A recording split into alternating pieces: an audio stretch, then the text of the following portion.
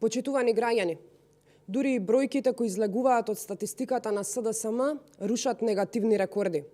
Во месец мај, според Државниот завод за статистика, имаме инфлација со нов рекорд. Измерени се 11% инфлација во споредба со истиот месец лани. За само една година, драстично поскапување на храната, транспортот и енергенсите. Според статистиката, општо храната во мај поскапела за 17%, енергенсите за 8%, а транспортот, поради високите цени на горивата, за дури 24%.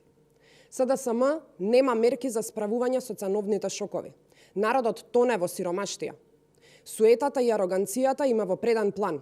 Од една страна не нудат решенија, од друга страна не прифаќаат издржани предлози, само затоа што доаѓаат како предлог од ВМРО-ДПМН. Ако го прифатеа предлог законот за акцизите, со кој треба акцизите на течните горива да се намалат за 50%, и законот за ДДВ, со кој треба да се намали ДДВ-то за храна од 5% на 0%, а на горивата од 18% на 5%, цената на горивата уште веднаш ќе се намали и ќе има огромно олеснување на буџетот на граѓаните. Денеска горивата ќе беа и за 25 денари поевтини, доколку СДСМ се откажаше од 50% од акцизата.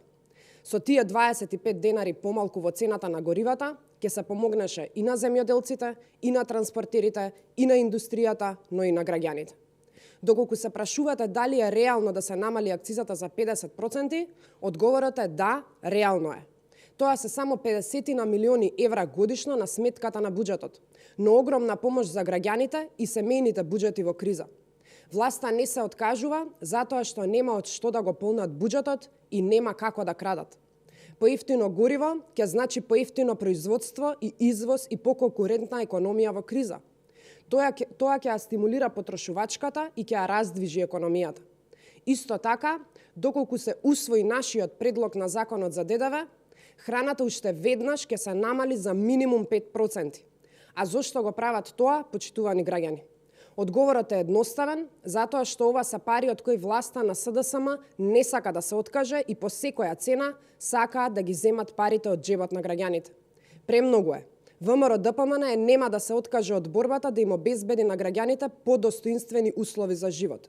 Протест за промени на 18 јуни и предвремени избори се решението за излез од кризите кој оваа неспособна влада ги создава. Ви благодарам.